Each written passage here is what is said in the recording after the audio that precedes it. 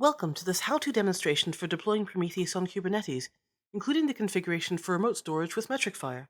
My name is Siobhan, and I'm a technical support engineer for Prometheus long-term storage on Metricfire. I'll be using a Minikube cluster with one node running on a MacBook, but these instructions should work for any Kubernetes cluster. For this demonstration, I'm going to use YAML files to create resources, since this means I can keep a record of what I've done and reuse them whenever I need to make changes. I'm going to go over what the YAML files contain and what they do as we go. Not everything, as that would make for a very long video, but enough to get you looking in the right direction if you want to find more information later. Each of these YAML files instructs kubecontrol to submit a request to the Kubernetes API server and creates resources based on those instructions. You can download these files from the GitHub link below. First of all, making the namespace. All resources in Kubernetes are launched in a namespace, and if no namespace is specified, then the default namespace is used. To give us finer control over our monitoring setup, I'm going to follow best practice and use a separate namespace called monitoring. This is a very simple command to run manually, but I'm going to stick with using the files instead for speed, accuracy, and reproducibility later. Looking at the file, you can see that it's submitted to the API version called version 1, it's a kind of resource called a namespace, and its name is monitoring. The command to apply this is kubecontrol apply -f monitoring-namespace.yaml. Once this is applied, you can view the available namespaces with the command kubecontrol get namespaces. The next thing to do is to set up the configuration map. A config map in Kubernetes provides configuration data to all of the pods in a deployment. In this file, you can see the API version, which is version 1 again, the kind, which is now ConfigMap, and in the metadata you can see the name Prometheus-config and the namespace monitoring, which will place this config map into the monitoring namespace. Below that, in the data section, there's a very simple Prometheus.yaml file. Looking at it separately, you can see it contains some simple interval settings, nothing set up for alerts or rules, and just one scrape job to get metrics from Prometheus about itself.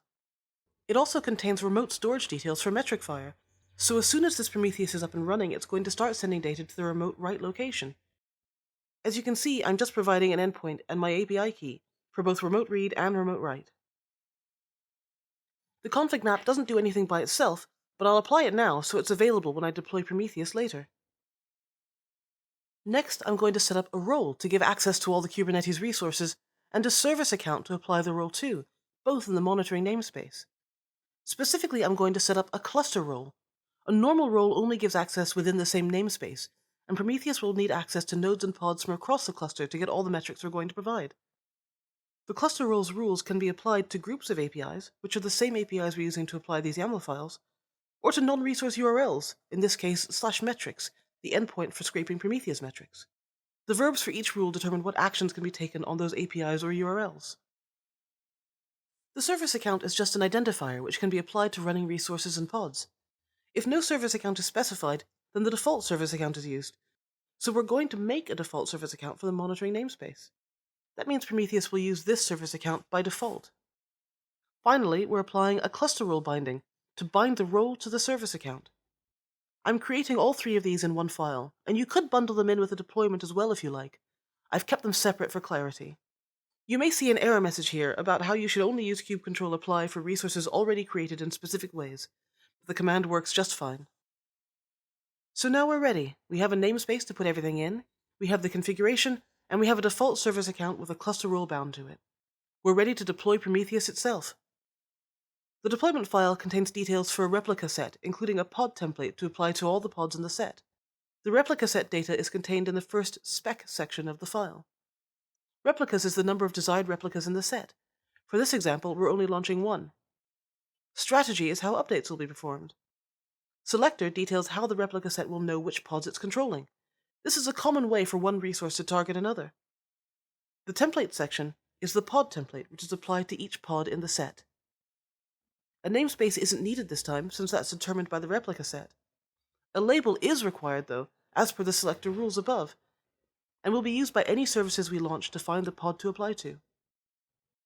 Values and annotations are very important later on, when we start scraping pods for metrics instead of just setting Prometheus up to scrape a set endpoint. They can be used to set values for a job before it runs, for example, an alternative port to use, or a value to filter metrics by. We won't use this immediately, but you can see that we've annotated a port as 1990, which you can also see farther down. The second spec section within the template contains a specification for how each container will run. This is very involved, so I'll only go into detail about the options specific to Prometheus.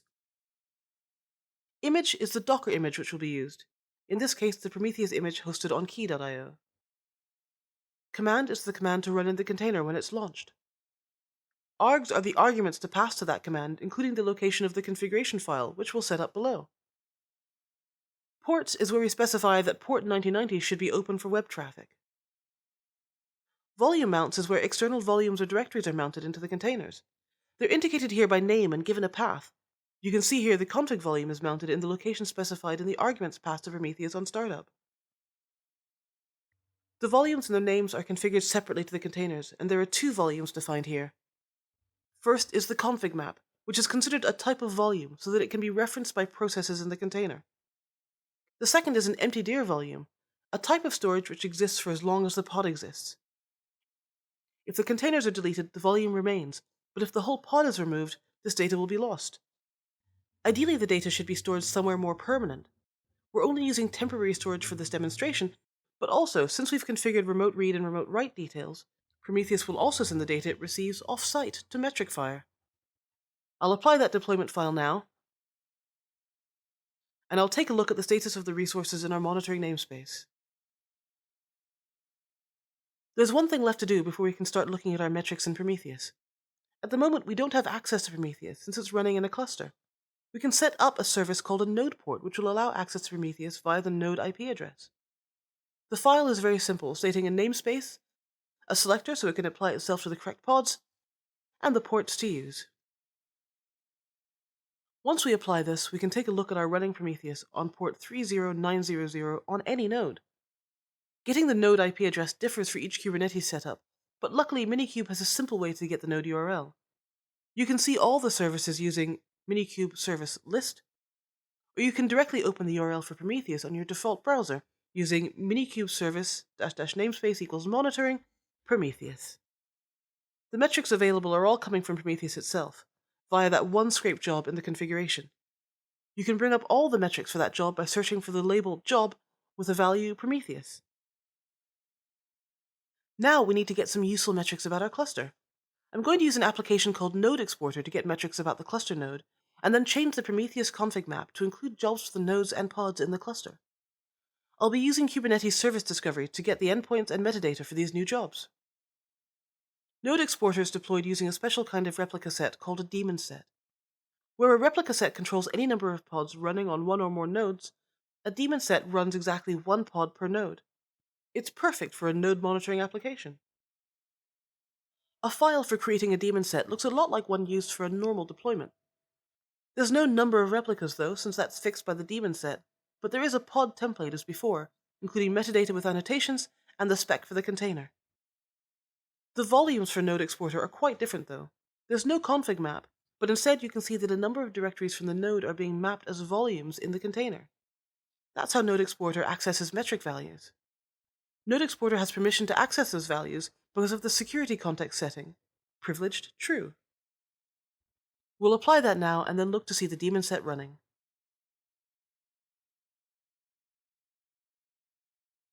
In the new config map, the Prometheus job has been commented out and two new jobs have been added in, Kubernetes nodes and Kubernetes pods. Kubernetes pods will request metrics from each pod in the cluster, including Node Exporter and Prometheus, while Kubernetes nodes will use service discovery to get names for all the nodes and then request information about them from Kubernetes itself. In the nodes job, you can see we've added details for a secure connection using credentials provided by Kubernetes. There are also a number of relabeling rules. These act on the label set for the job, which consists of standard labels created by Prometheus and metadata labels provided by Service Discovery. These rules can create new labels or change the settings of the job itself before it runs. In this case, the rules are doing three things. First, creating labels for the job based on any labels applied to the node. Second, changing the address used for the job from the one provided by Service Discovery to a specific endpoint for accessing node metrics. And third, to change the metric path from /metrics to a specific API path which includes the node name. In the second job, we're accessing the annotations set on the pods. The annotation called Prometheus.io/scrape is being used to clarify which pods should be scraped for metrics. And the annotation Prometheus.io/port is being used along with the address tag to ensure that the right port is used for the scrape job in each pod. Replacing the config map is a two-step process for Prometheus. First, we give Kubernetes the replacement map with the replace command. The config map will be rolled out to every container which is using it. However, Prometheus doesn't automatically load the new configuration. You can see the old configuration and jobs if you look in the Prometheus UI. The quickest way to load the new config is to scale the number of replicas down to 0 and then back up to 1, causing a new pod to be created. This will lose all the existing data, but of course it's all already been sent to Metricfire. If we refresh the configuration page now, we can see the new jobs, and if we check the targets page, the targets and metadata are visible as well. Metrics can be found under the Kubernetes pods job or with the node prefix. If we flip over to Metricfire, I've already set up a dashboard for node exporter metrics.